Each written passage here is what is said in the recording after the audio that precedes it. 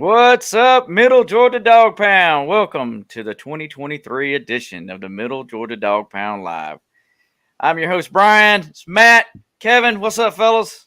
What's up, buddy? It's good to be back. It is that time again, the 2023 Georgia football season. We are here for our annual SEC preview show, and looking forward to giving all you guys our predictions and how we think it's all going to shake out this year in the SEC. Few housekeeping tidbits before we get going here, fellas. Want to remind everybody, if this is your first time on the show, we definitely want to hear your comments. Please post your comments below. But if you want us to see who is commenting with your name and face using your logo there from Facebook, go to StreamYard.com/Facebook to give StreamYard permission to show your name and your photo from Facebook on the show. And we'll definitely love to hear your comments and your predictions as the show goes on. Additionally, if you want to reach out to us, we do have an email. It's middlegeorgiadogpound@gmail.com. That's middle GA. Dog spelled like it should be, DAWG pound@gmail.com. So we'd love to hear from you. If you have a product or you have a business you want to promote, we'd love to talk with you and love to have you on. So, got a special guest with us today. I don't want to belabor him any at all. It's our good friend, Mr. John Akacki. How are you, sir? Good, sir. You know, y'all owe the audience an apology for not shaving our beards. Yeah, I'm glad you remembered that because y'all are guilty, but you made a substantial donation to the collective in Athens, and you've kind of got to stay on that. There you go. Well, let me tell you what happened. Let me tell you what happened, John. So I tried getting together a shaving party for these jokers, and because their wives would let them do it, yeah, didn't get a chance to do it. Now I'm not gonna lie, I backed out too, but I was willing to go down and I was gonna do a pre and after beard shaving party, and they refused to do it because they listen to their wives like smart men. Hey, absolutely. Well, okay. Well, I know who butters my bread. Agreement. If we went undefeated, you would do it. So what are we going to do next year if we do another undefeated? I don't know, sir. I don't know. I'm not going to commit to anything at this time. We're glad you're having another show, another year. Yeah, man. It will be intense this year because, you know, we've been on a 29-1 run in the last 2 years. Mm-hmm. It's like 36 or 38-3 in the last 3 years. We don't know how to lose, and I hope we never learn. Yeah, absolutely. That's right. Yeah. But it's going to be more challenging this year. Oh, yeah. Well, I know you posted a few things on the Facebook page, and I appreciate that. You're our dog insider, and tell us insider. There you go. Tell us a little bit about kind of how things went on Saturday. I know you were telling me a little bit about meeting up with Kirby. I'd love to hear what you have to say about his message before the game. You know, the recruiting room is in the end zone, the finished end zone, and it's pretty ornate. It's pretty nice. They made it known that there will be no cameras, no phone pictures, recordings, or anything, and they had it posted everywhere, and they had people watching us. So this year we couldn't do what we did last year, but basically the same format. We sat down. Mike Cavan, who is Kirby's attaché. Mike Cavan worked under Coach Dooley as a running backs coach, and he's the one that got Herschel away from Clemson. Mike used to have all the running backs at Georgia and the plethora of running backs. But he stood up there and he, kind of warmed up the crowd, and then Kirby came and spoke for about 8 or 10 minutes. And the main thing he says, guys, we just don't have as talented as a team as I'm used to. It's not certainly near the best talented team that I've had. He said, and we're not going to have 15 NFL draft picks either. He said, but he said, by far, this is the best team of leadership and want to that I've ever had. So they know they're behind the 8 ball. The players have got a lot to live up to expectation-wise. They know they got a relatively easy schedule, so the onus is on the players, because if they produce, they should be able to run the table. Tennessee will be tough up there. So Kirby basically gave us the blessing and have a good time and enjoy practice, and that was pretty much the end of it. And then we watched practice. And one thing I'll say about practice is you would think they've already practiced. It seems like they've practiced a half hour or an hour, and they hadn't even started practice.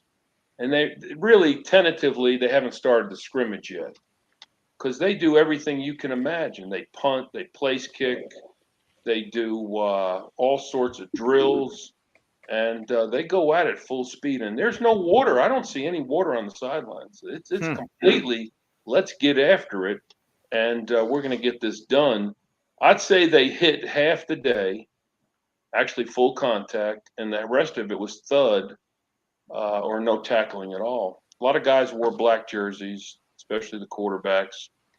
And unfortunately, Branson Robinson looked really good, and then he gets hurt. So we've lost him for the season. But I'll give you a little bit of sunshine there that no one's talking about. 2 years ago, Andrew Paul, actually a year ago, Andrew Paul had a torn ACL in that scrimmage, and he walked off the field without a limp, and he's back. He had a sleeve on his left, I can't remember, it's left, maybe his left knee, and he looks really good. How much wear and tear can he handle? I don't know. The big kid out of San Diego looked really good, the other Robinson. Edwards looked good, but I understand Edwards hurt his knee. But I understand people are worried about the running backs, but I think they're going to be all right. I don't know where that kid from Tennessee that came over is. But the return game that I can see is Dominic Lovett. And I wrote that he's electric, and there's no doubt about it. He's going to be like the star. He's gonna steal time from Brock Bowers. Oh, wow. He's that good. Wow. He's probably as good as I've seen at Georgia in a long time. Wow. Really, really shifty, electric, fast, unshift. I mean, all over the field. Return punts. They got a little guy named Matthew Muse, and the players are all hollering Muse. And this guy might be 5'5", 5'6", and he's like a fire hydrant, but he is super fast. Well, he had an explosive game in the G-Day game. Yeah, and that's who he is. Yeah. So we've got some exciting things to look forward to. As far as the team goes, I don't see any real weaknesses. I know the schedule's in our behalf. I certainly think that when we get to South Carolina, we'll learn a little bit about our Dogs, especially the offensive line on the left side. I don't know if Truss will play left tackle if Green can go, but he hasn't started the game. He hasn't really played in the SEC game. He hasn't played in Stanford Stadium yet. And we want him to be our starting left tackle, and I think that's a reach with no experience. So we've got a little bit of a soft spot there. I was listening to Paul Feinbaum today. Maybe many of you all listen to that if you get a chance. But Legend is one of their characters on there that goes crazy. And he was talking about Georgia's left and right offensive tackles that they haven't played. And I think he's underestimating Amarius Mims, who is a man in a mountain. But practice, Brock Bowers caught a couple beautiful passes. He's Brock Bowers, and the Delp kid looks just like Bowers. And the kid that is the Pierce Sprulin III, that guy's going to play. He's 6'7", about 235, and he's got big hands, and he's going to line up in that 3 tight end set. And he's got the height of Washington. He just doesn't have the weight, the mass, but he's got the speed, and he might be more athletic than Washington. Wow. So I don't think we miss a beat there. Receiver-wise, we're loaded. Defensively, the defensive line should be fine, even if Bear Alexander's on the West Coast. But I enjoyed myself, and I got to see a lot of guys. I met Orson Charles. He wants to come on our show, and I think he can bring a bunch of other players on our show from his timeline. He played 7 years in the NFL, but he lives up in McDonough, someplace over there. Mm-hmm. But I appreciate you having me on the show. It's a whole new season. I know we're getting cranked up. I'm going to go to the first game. I'm going to go to the South Carolina game. I may go to the Ball State game, and I'm going to go to the Missouri game. I've got tickets for Florida, by the way. If anybody wants to buy some Florida tickets, I got 4. I'm trying to offload them. And I did somehow or another luck into some Georgia Tech tickets that I want to go in Atlanta and Bobby Dodd this year and sit up in the corner. But I did get 2 tickets from the university to go to Georgia Tech finally. One of our guys, Paul Patrisco, that's been on the show, the referee, defensive tackle, he's in Alaska. I think he's on his way home today. And Bill couldn't get on the show. But I think we can bring a bunch of new guys on the show. It'll be fun. But it's been good. I don't know if there's any questions. Anybody send any questions in? Well, I have a couple for you. What I know you were talking to a few players that you saw, like Dominic Lovett, but what other player other than him? Was there anybody else that you saw that flashed that you didn't expect? No, that was probably your number one. But well, I'll tell you, last year, if you recall, I said the defensive backs were outstanding. They stood out, and they had a good year. Well, this year, they're just like all perfect. I mean, you got Bullard back there. You got Starks back there. You got Lassiter back there. I can't remember some of the other ones out there, but I mean, we don't have a deficiency in the defensive backfield. We're loaded. So when I mention guys, 3 is Andrew Paul. He looked really good. I expect some really big things out of him. I thought he was going to have big things last year, but Lassiter looked good. In fact, Lassiter was all over Brock Bowers in the end zone. I don't know how Brock got to the ball. I don't know how Beck got him the ball, but he made a one-hand NFL catch and came down with it, and the whole team went crazy. And they should suspect that out of Brock every time, but he did it again, you know. So Lassiter looked good, and he's a big guy. Lassiter is not a small guy. I'm trying to read what that said. Defense said. Are they going to? Yeah, Kim Evans said, but Green does mean go. He's already played in games against all of the big teams, Auburn, Tennessee, Mississippi, Vandy. Experience counts for something. I'm not sure who she was referring to there. Okay. But then she says, defense. They are going to set the pace. Well, there's no doubt about that.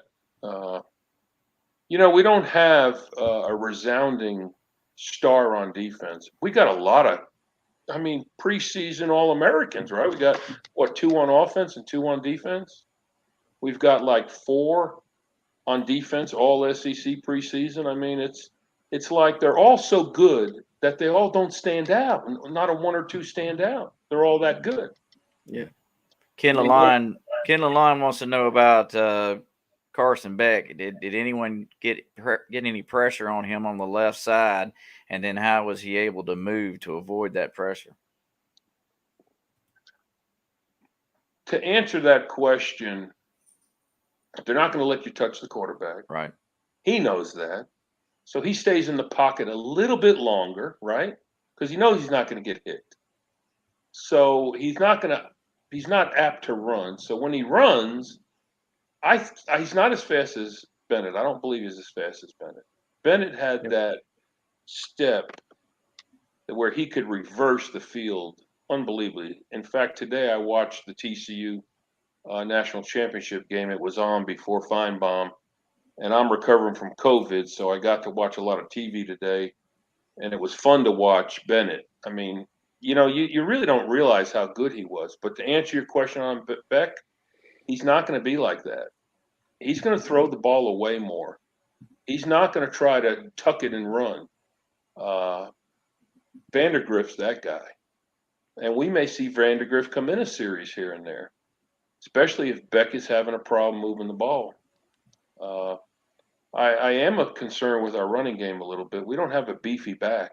We don't have a bulldozer unless that Robinson freshman becomes that. Branson Robinson was the guy. Mm-hmm. But our offensive line is humongously huge. I mean, when you get Van Pran in the middle of Truss and Ratledge and Marius Mims, Van Pran don't even look big. But I know this is kind of gaudy talk, but they're not going to let you touch the quarterback. So there's really no way telling how much pressure we're getting on a quarterback. But I will tell you this much, inside the 10-yard line, they ran about 30, 40 plays, and they rotated the quarterbacks. And I'll tell you, Beck has got a rifle for an arm. I think we knew that. And he was supposed to get a lot of playing time last year or 2 years ago. I think they named him the number 2, and then he didn't get to play. So he's kind of been sitting 2 years waiting. But he's got a hell of an arm, and he's very accurate.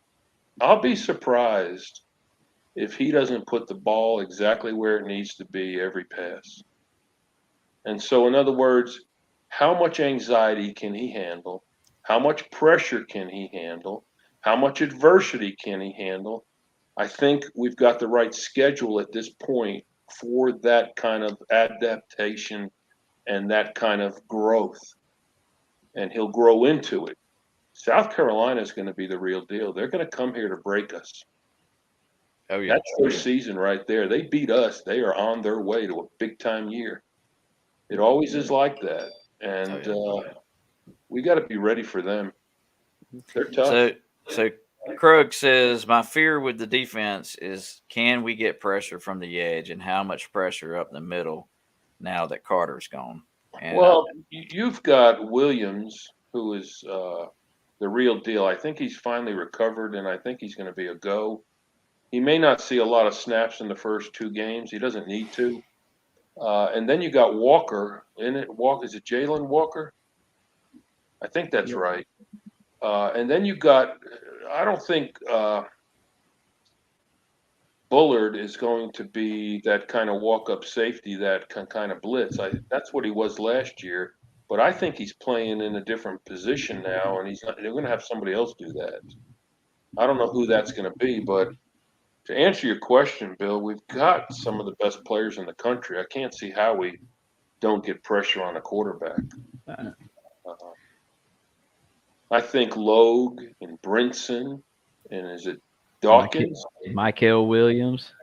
I mean, these guys have been in the trenches watching other guys do it for years, and now they got their chance. You know they want to put forth a lot of effort. They want an NFL contract. Yeah, they do. And that's hanging in the balance. That incentive is so big, they can't help but give everything. Yep, absolutely. So if they don't produce, that means that it's not that talented, because they got to have the want to, because the money's there. Kim Evans says Coach said Beck was going to be playing in the first few games, and then she mentions Lovett. Yeah, Lovett is a real deal. It's a special player. Mm-hmm. He's number 6. He'll be wearing 6.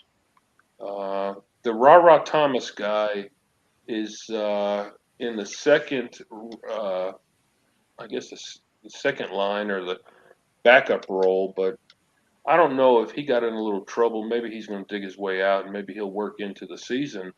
But we have a lot of experienced players that have been there. It's hard for even Lovett to come in because he's putting Arian Smith on the bench. I mean, you think about that. Arian's going to play, but Lovett took somebody off the field. And that's speaking volumes to who Lovett is. Yep. But he's really, really fast. Matt, Kevin, you guys got anything for John? Well, I was just looking at the roster over here, and, you know, we're talking about our running backs, but, I mean, we still got a bunch of guys on our roster that we're not even thinking about. And you were mentioning Roderick Robinson, and I was just looking at the size differential, and you were mentioning that he may be that bruiser back. Well, he's listed at 6'2", 240. Yeah, he scored 2 TDs in the scrimmage. Yeah, Branson Robinson's 5'10", 220. So Roderick Robinson is actually a bigger guy than Branson. He's a big dude, and he'll wear 0 in the games. And his 2 scoring touchdowns were from about 8 or 10 yards out, and he beat whoever he needed to beat to the left pylon both times. So he's fast. Wow. And they couldn't get him. And, our secondary is no cheap trick. I mean, they know what they're doing. Well, Kim Evans says Coach said he would rotate out the QBs and how each do under pressure, even with less adequate teams. Yeah, and I expect to see that in the first 2 games. I think we see all 3 quarterbacks. Yeah. So I have 2 questions for you. Vandergriff looked good. Go ahead, Matt. Good. They said he had a terrible Tuesday before Saturday scrimmage. He did not do well Tuesday. And that's kind of when Kirby made his decision to announce, I guess, on Wednesday or whatever, or to tell him that Beck was going to be his starting quarterback. So, I got a couple of questions for you, Bill. And some of it goes back to what you were saying a little bit, so kind of going through it. And you talk about how electric you feel that Lovett is. Would you compare him to Nicole Hardman, who had same kind of electric speed and agility and quickness that played special teams and also played receiver? Yes. All right. Lovett's going to be probably in the first 2-3 rounds of the NFL draft, easy. Wow. And my next thing, go ahead. He's extremely gifted, fast. Mm-hmm. And my next question would be, with Bullard moving to safety, do you think he still has the adequate speed to play that position? He's kind of between one of those linebacker star positions we saw in the past.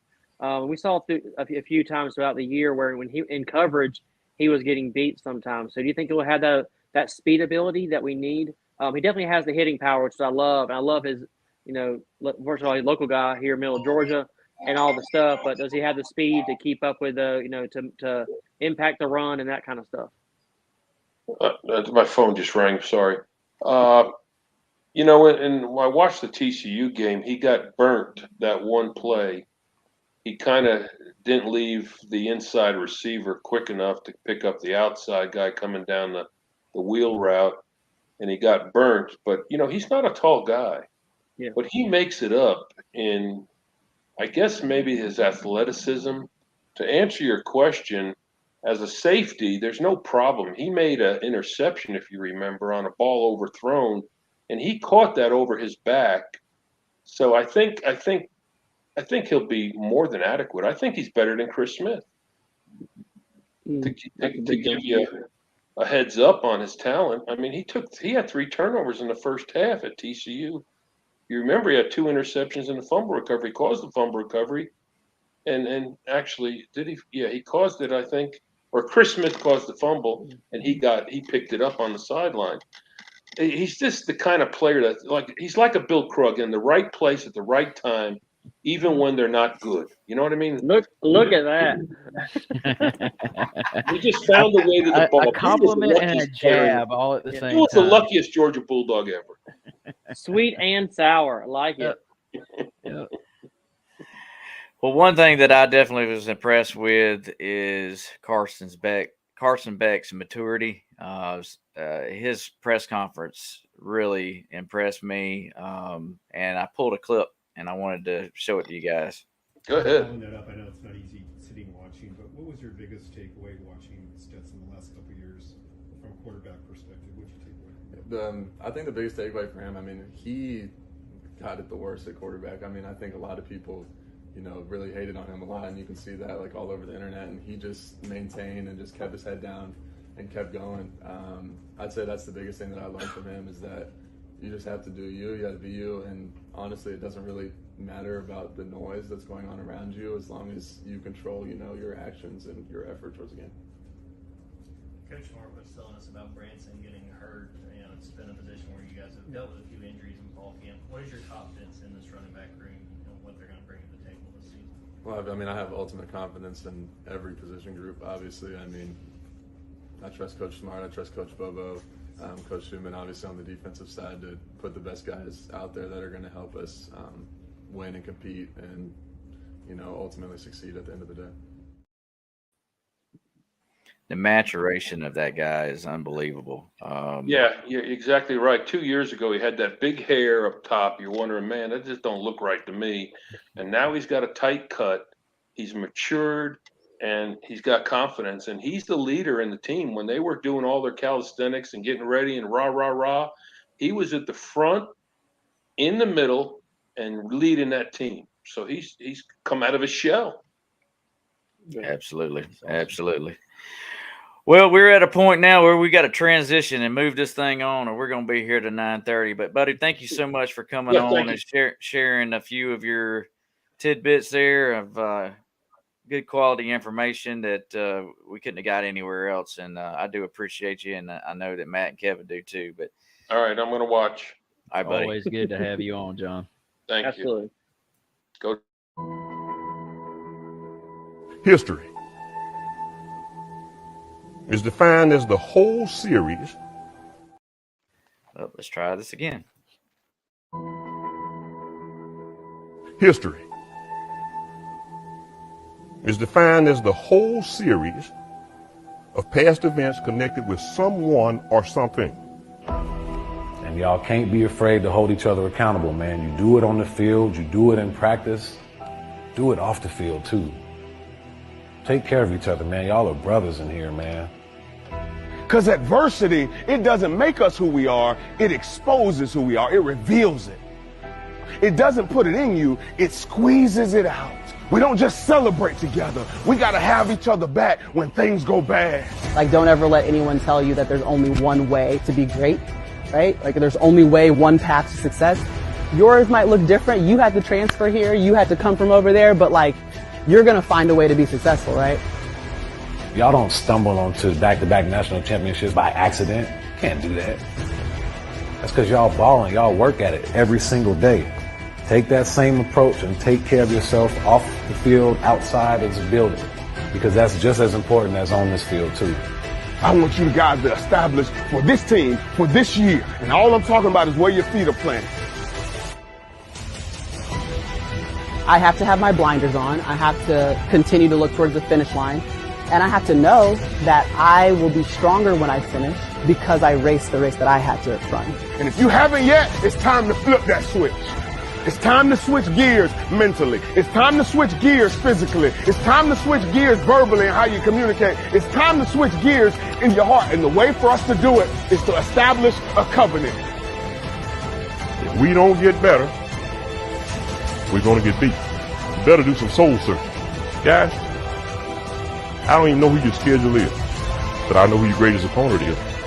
It's the men in this room. Don't let Georgia beat Georgia. Because you made a big boy decision tonight that you weren't going to make excuses, you're going to make history.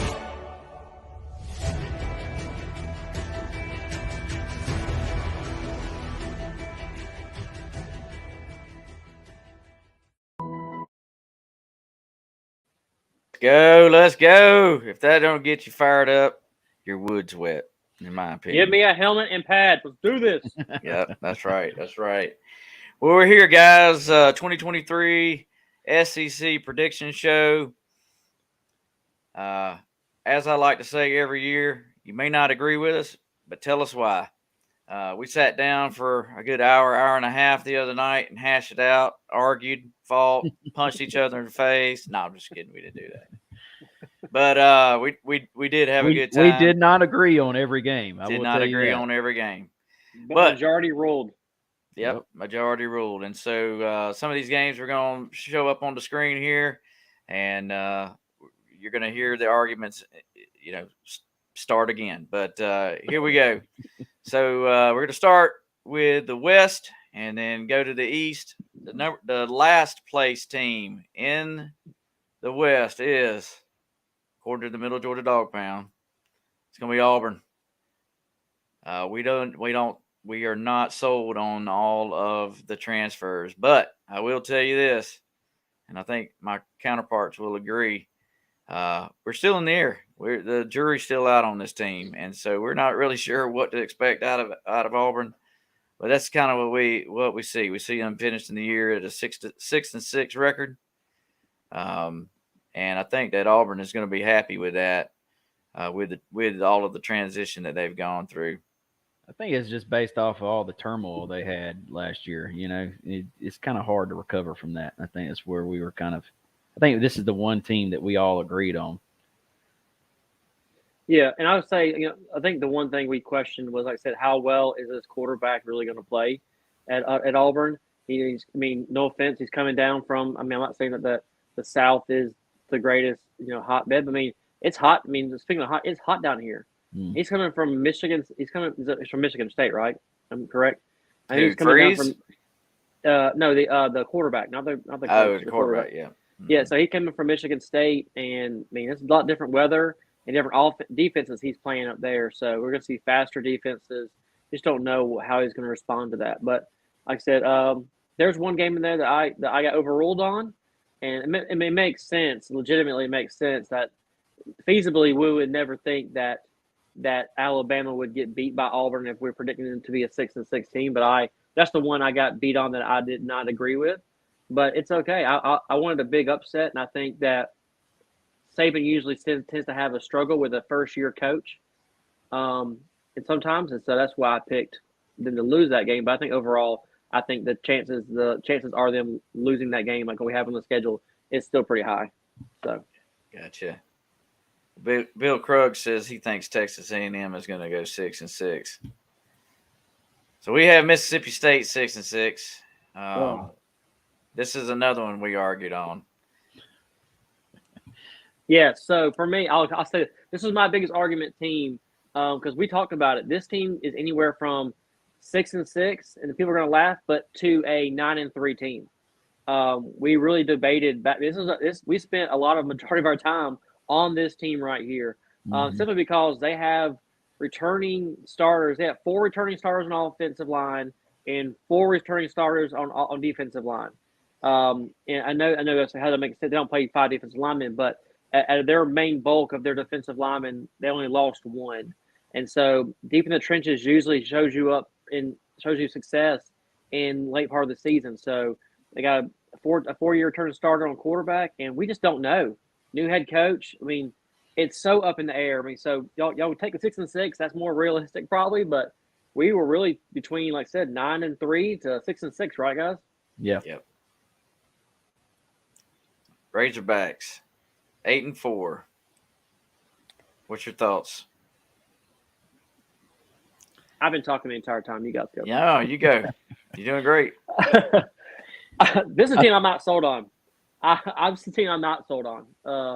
I think the Razorbacks. I think that Sam Pittman luster has kind of wore off a little bit. I'm not a huge. I love the character of Jefferson, their quarterback, but I think it's as far as they can go. He can only carry them so far, in my opinion. We saw what they have behind him. It's not great.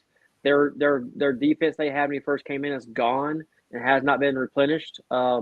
So I'm more thinking like I would switch these last 2 teams where more like Mississippi State would be the 6 and the 4-8 team, and this team would be the 8-4 team. But it's very possible if the schedule plays out the way it does for them to finish up this way. It's just some games, like I said, there are so many games we went through and like literally flipped a coin almost because it was so close. We just don't know some of these teams with their, like I said, like Brian said, the transfer portal and knowing how guys are going to respond to transfers really is just a scratch your head kind of flip a coin kind of thing. So Kim Evans says that Mississippi State is going to be a challenge. I agree with that. Bill Krug says he has Mississippi 8-4. And then he also has Arkansas 8-4, which is matched what we had. Richard Fields says 5-7 for Arkansas. I can get behind that. Arkansas just, you got Jefferson coming back. You got a seasoned quarterback.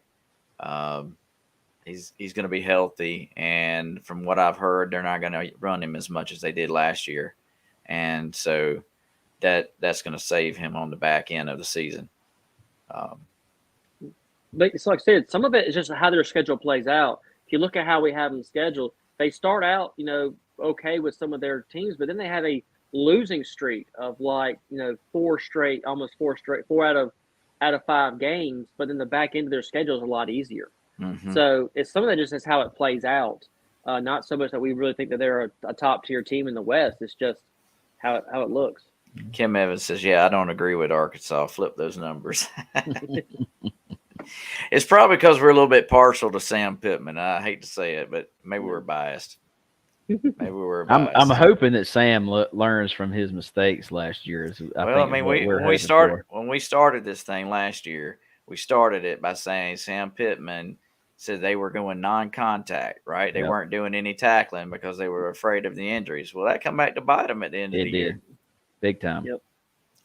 So, all right, here's a little shocker. So, we think Ole Miss is going to be better than what they have been in the past. Even though they may not have any defense, they scored 103 points in their spring game.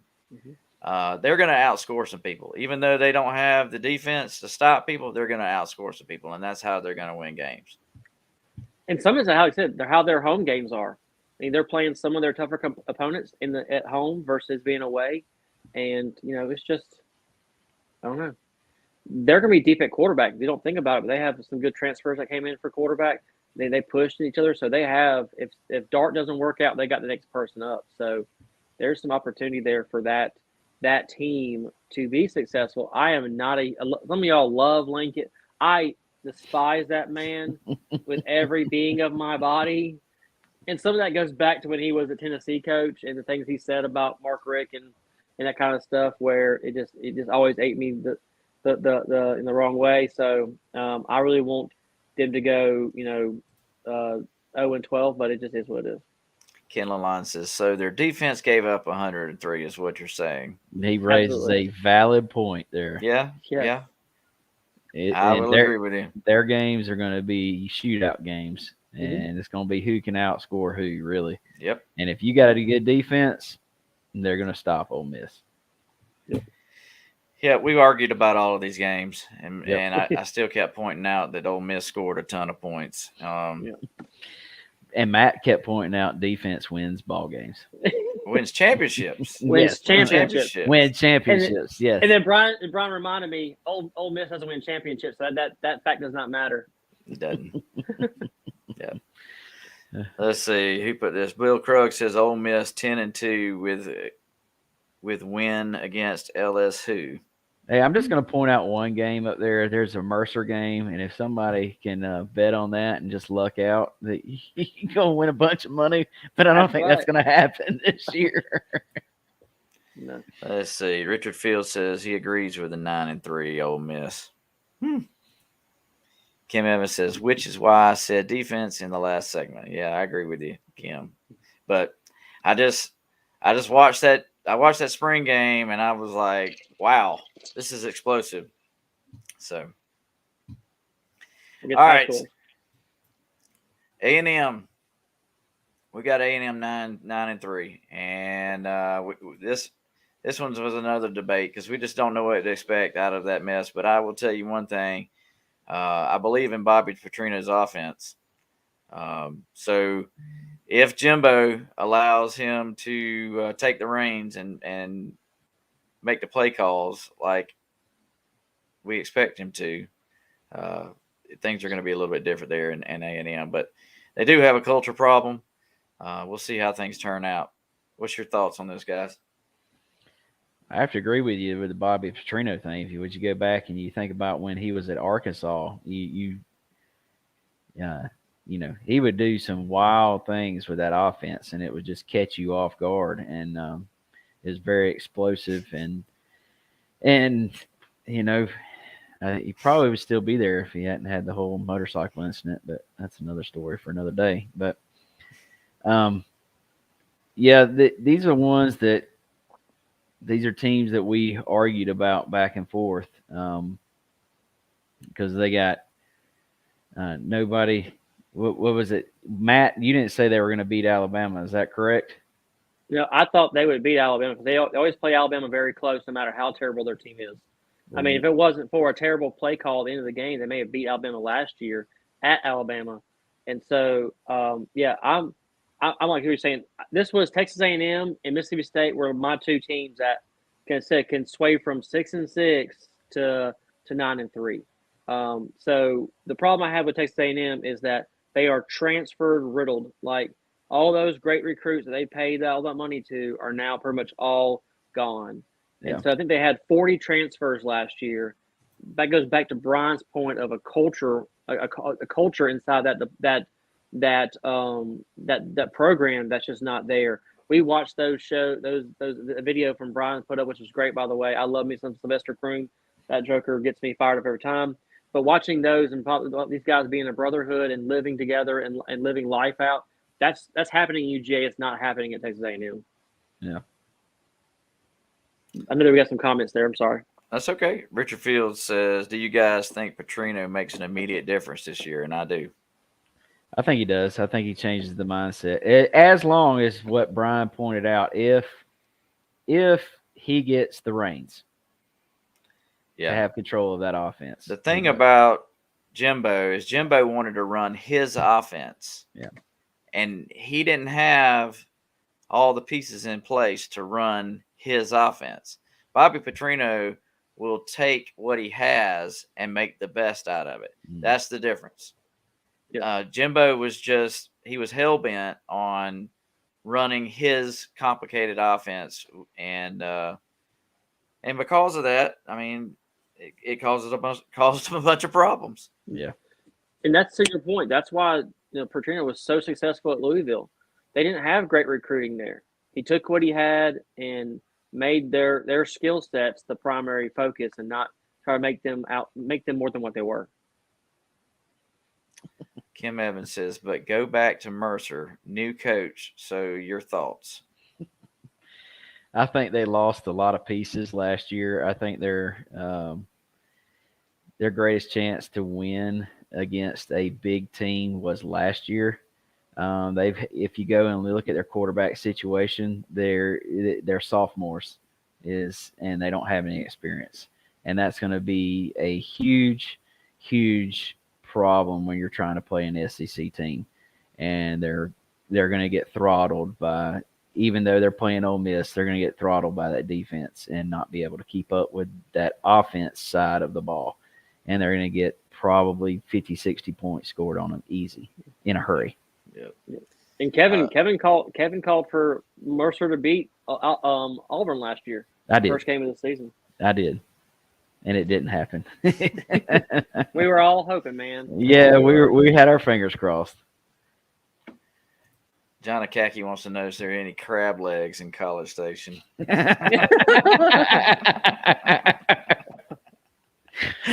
Dang, you got to go there. That's good. Let's see. Richard said, oh, no, this is Bill Krug says, Richard, he doesn't believe Bobby Petrino will make any impact. It'll take 2 years before he sees any success. And then Richard says, I tend to agree with you. All right, moving on. Alabama, we got them at 9-3. I say they're 9-4, but I got overruled. You talking about 8-4? I mean, 8-4. Yeah, I got overruled. They could be, but I just don't see them losing 4 games. I know. I'm just saying. I was the one picking them 8-4. I'm just pointing that out. I'm interested on what everybody else when we thinks. go back to this later on, and they're 8-4, I was the one that called it. Well, I picked them to go 10-2, so Brian won out this whole entire thing. Yeah, I do not see them losing to Tennessee at home. It's going to be really hard for LSU to beat them at home, but I think LSU has the talent to do it easily without having to go for a 2-point conversion at the end of the game to win it. I think they easily beat them. But we have Texas A&M beating them because it is in College Station. It's a midpoint in the season. It shapes up really well for Texas A&M. Now, if Texas A&M had to play them towards the end of the season, I'm not sure that Texas A&M has the depth to make it and win the game. But I feel like I'm sorry, Brian. Go ahead. You cut me Let's off. be real. Texas A&M is putting all their eggs in one basket. Like yeah, they're every year. Yeah. They know they just got to beat Alabama, and their fan base is going to be happy with what they accomplish from that point on. If they can beat Alabama, they're fine. So that's the only thing they're focused on, really, as far as Texas A&M is concerned. They're focused on beating Alabama. It's just like your point, Kevin. Just like last year, they almost beat Alabama and they beat LSU, and then they're all fine. They don't care. They went 7. They went 5-7. They're all that millions of dollars going to him is fine. Like what? You're so oblivious to real life. Yep, they're paying him to win that one game. Ken Lalonde says Bama 10-2, A&M loses. It could go that way. It could happen. Ole Miss will beat Bama. So 9-3 or 8-4. I just don't know. I'm not sold on that yet. Because it goes back to your point. That defense, Alabama's defense, will smother that offense. They won't have enough opportunities to score against Ole Miss. I don't think Texas will beat Alabama. That's my opinion. That's why Texas is winning that game. That's why I picked 10-2. Even Alabama fans have told me that Texas is winning that game. So Texas is winning that game. Let's see. Kim Evans says, I think the gong in Bama is going to be louder than the pound. Let's see. Bill Krug says 9-3 or 8-4. He thinks they're going to lose to Ole Miss too. Wow. Gosh. If they lose 3 or 4 games this year, their fan base is going to lose their crap. Oh yeah. Because they believe that they're a national championship team. They really believe it. And they could surprise the crap out of us. Who knows? But I just don't see it. You got to have a quarterback in SEC. You guys have a quarterback. And I don't think that if you got 3, you got 0. And I just don't see it. So we think that LSU is going to win the West this year. And I believe everybody else does too.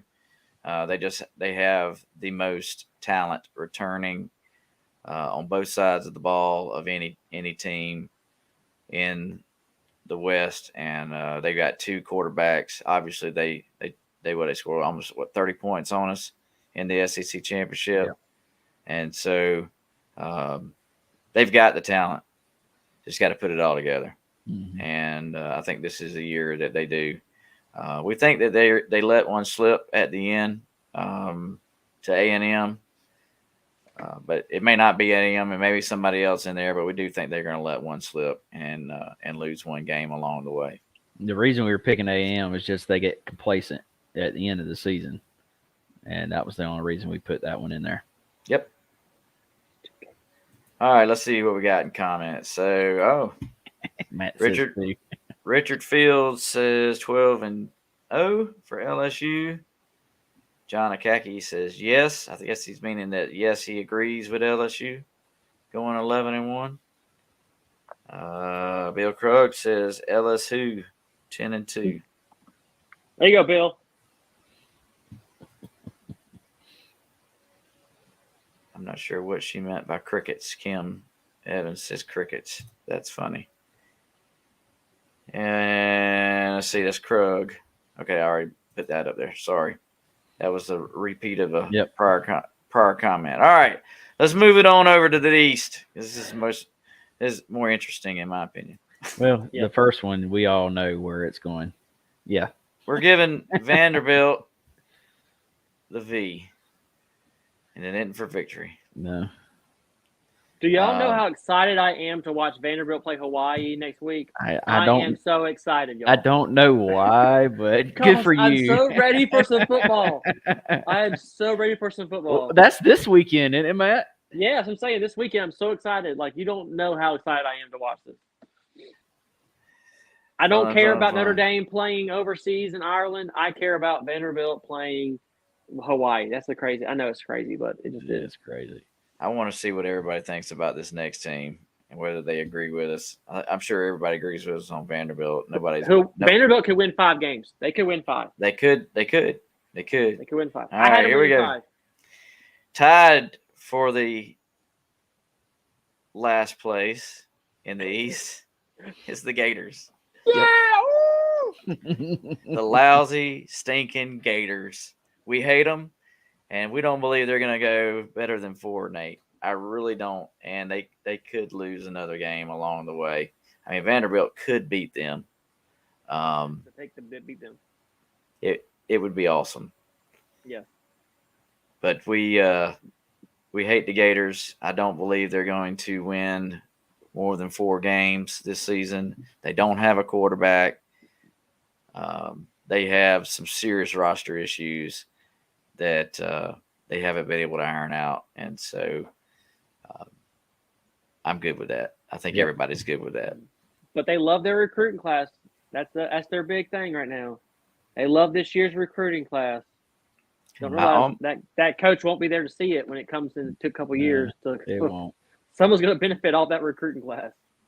Dad says Vanderbilt. I'm not sure what he means by that. If he thinks Vanderbilt's going to beat them, I don't know. Bill Krug says 3-9 for the Gators. I like it. Richard Fields says 3-9 for the Gators. Dang. See, I guess they think McNeese State is going to beat them. Vanderbilt's beating them again. They beat them last year. Gonna beat them again. Probably will. Probably will. See. All right, Kentucky. We got Kentucky 7-5. God, my brain just went blank. I was going to talk about the quarterback. What's his name? The Mintz guy. Is he Mintz? The guy from Wisconsin. All right, my brain. Or no, he's an NC State guy. I'm sorry. Yes, he's NC State. I apologize. Anyway, like Leavy. Yeah, Levy. Yeah. So we believe that he's going to make a difference. Is it Leary? Devin Leary. That's it. Thank you. Gosh, I was having a brain lapse. Devin Leary. Yep, he's going to make an immediate impact. The offensive coordinator coming back, Liam Cohen, who was here 2 years ago when Kentucky went 10-2. He's back. I believe that offense combination there between Devin Leary and Liam Cohen is going to be able to turn things around. He's going to have an immediate impact, and you may see Kentucky be an 8-4 team, but we at least have them at 7-5. Let's see. Richard Fields says 6-6 on the Wildcats, and Bill Krug says 8-4.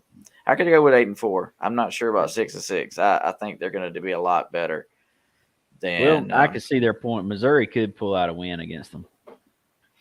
Yep. So, yeah, I hear you, Matt. I see you over there.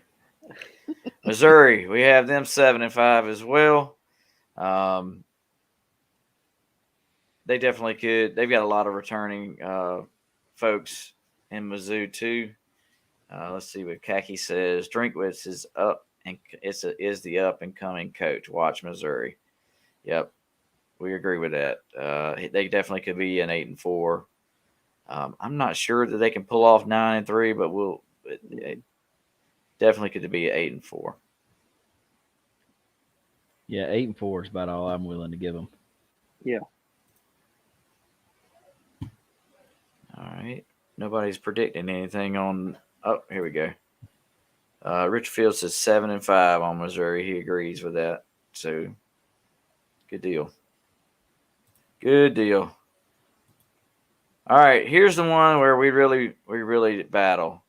Cannot agree on the Gamecocks, but I'm going to give them 8-4, just for how they finished the season last year. They dropped so many points on Tennessee that they ran out of fireworks. They had no fireworks to shoot off after all the touchdowns. Literally. So they finished the year off well, beating Tennessee and then beating Clemson. I know they got beat by Notre Dame, which was kind of a strange situation. They should have won that game, but they did not play very well against Notre Dame. But we have them at 8-4. Dad says there is no way that South Carolina is 8-4. Okay. John Akacki thinks South Carolina is going to beat Tennessee. I don't know that you're going to. They're going to go. I don't think they're going to go into Neyland and beat Tennessee, especially when Tennessee lost to them. last year. I said they were going to beat Missouri and Texas A&M. That's who I said. Gotcha. But see, I struggle with South Carolina. I got to struggle with South Carolina. I'm more of a 6-6 in South Carolina, if I'm being real. They lost their leading rusher. They lost their two leading receivers. I mean, they got pilfered with all the transfers in their department, and their quarterback is still up and down suspect. You just don't know what you're going to get out of him. So I have them closer to a 75-6-6 team. And so, I mean, I know I get all the viewpoints. We went through it. I mean, what you're saying makes complete sense. And once again, it's one of those coin tosses. You just don't know what team's going to show up. You're going to have the team that wets the bed against Georgia at home, or you're going to have the team that that beats the crap out of Tennessee, one of the best offenses in the country. Like, you just don't know what you're going to get. Gotcha. Yep. Bill Krug says 9-3 with a big win at A&M. That definitely could happen. Definitely could happen. The biggest issue I have is with the quarterback. I mean, you never know with Spencer Rattler whether you're going to get. You can get the dynamic Spencer Rattler or the one that throws 8 interceptions in one game. Yeah. Yep. He'll drop a dime 1 minute, and the next minute he'll go, "What the heck were you doing?" Yep. Give you $1. Mm-hmm. Yep. South Carolina is unpredictable. John Akacki thinks South Carolina may be our hardest game. Mm-mm. I don't think so. Maybe if we were playing at South Carolina, I would feel that way. But I don't. Yeah, I don't feel like that. I think Tennessee is going to be the toughest game, but we'll get to Georgia in a minute. Yep, don't know what team will show up. That is for sure. All right, Tennessee. So this is another one. I'm still the jury is still out on them. I'm just not sure what we're going to have. And the reasoning behind that is since we've done this slide, I've learned that Tennessee has some offensive line woes. I think it's their left tackle. They've got some issues there. And then not Cade Mays, but Cade Mays' brother. Can't remember his name now. But he is out. He's injured. He usually plays center for him. And so he's the quarterback of the offensive line, and he's been out. So they're saying he's going to be back, but we just don't know. And if you only have one left tackle that can play that position, you're in trouble. And so if that's their concern, that's everything that I'm hearing on the Tennessee podcast is that is their concern. Cooper Mays, that's right. Thank you. But we'll see what this new quarterback can do. He looked pretty good in the bowl game. See if he can continue to be accurate as what Josh Heupel sells. I think he said that he hasn't thrown an interception all fall camp, which, is that a product of accuracy or is that a product of just poor DB play? Yep. Now, So I'll think tell it's you the right latter. now, next weekend, do not drink the Kool-Aid after they destroy Virginia. Yeah. Virginia is terrible. Yeah. Mm-hmm. I mean, Virginia is one of the bottom tier of all, 180 something teams? I don't forget how many there are. Was 130 something teams in Division One? They are like 132 or something. They're terrible. So I think even UMass can beat them. So don't get all beaten. Oh my gosh, look, they put 80 points on this team. Don't drink the Kool-Aid. It ain't there. Yep. Yeah, totally agree with agree. you. Totally agree with you. John Akacki says, "Where is Tennessee?"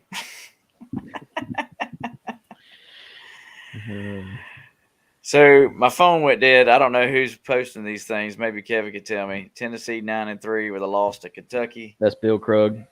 And then 10-2 Tennessee. Richard Fields. All right, good deal. Good deal. All right, the moment of truth. Obviously, we have the Dawgs 12-0. We feel pretty darn confident with our schedule that we can run the table again. And Matt had them 11-1. So if anybody disagrees with me and Kevin on the 12-0, please post it up and let us know. I know Mr. Akacki's thinking that South Carolina is going to be a problem. And if you want to trash Matt for saying they're going to go 11-1, you're welcome to do that too. Absolutely. Very true. It'll be merited. I'm not sure who said that, but I think it probably Krug saying, leave my whiskey alone. Akacki. Yep. You call that one right, Brian. You didn't have to look at that one. I mean, I will say I think the Ole Miss game will be. I know it's going to be a scoring fest piece probably, but we do sometimes tend to struggle sometimes with those offenses who can just score. Like when they have good receivers, I don't know what it is with teams that have these really good receivers. So let's see how good the receivers are at Ole Miss. I don't think they'll come into Athens and beat us by no means, but that's going to be a tougher game than we think it's going to be. Well, I'm going to the Tennessee game, and I'm just going to say it. I'm going to throw it out there. Georgia hasn't lost a single game that I've been at, and this ain't going to be the first one. I'm just going to tell you. This is not going to be it. All right. Daggum right. That's why I agree with you. That's why I eventually said 12-0.